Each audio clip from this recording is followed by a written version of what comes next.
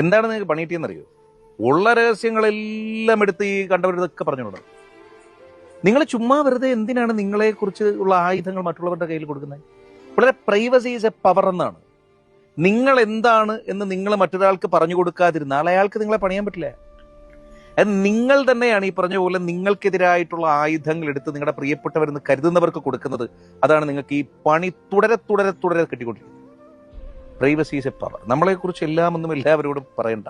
രണ്ട്, എന്തെങ്കിലുമൊക്കെ ഉണ്ടായി കഴിഞ്ഞാൽ അയ്യോ ബാഡ് ഡേ, അല്ലെങ്കിൽ ബാഡ് വീക്ക്, അല്ലെങ്കിൽ എന്റെ സമയം ശരിയല്ല എന്ന് പറഞ്ഞ് പഴിച്ചോണ്ടിരിക്കാതെ അതിന്റെ റിയാലിറ്റി മനസ്സിലാക്കൂ. 24 മണിക്കൂറുള്ള ഒരു ദിവസത്തിൽ ഒരു 15 മിനിറ്റ് മാത്രമായിരിക്കും നിങ്ങൾക്കുണ്ടായ ഈ ബാഡ് സംഭവം അല്ലെ? നിങ്ങൾക്ക് നെഗറ്റീവ് അടിച്ചത്, നിങ്ങൾ ആ വൈബിലേക്ക് പോയതൊക്കെ ഒരു 10 മിനിറ്റ് അല്ലെ 15 മിനിറ്റ് അല്ലെ 1/2 മണിക്കൂർ കൂടി പോയ 1 മണിക്കൂർ.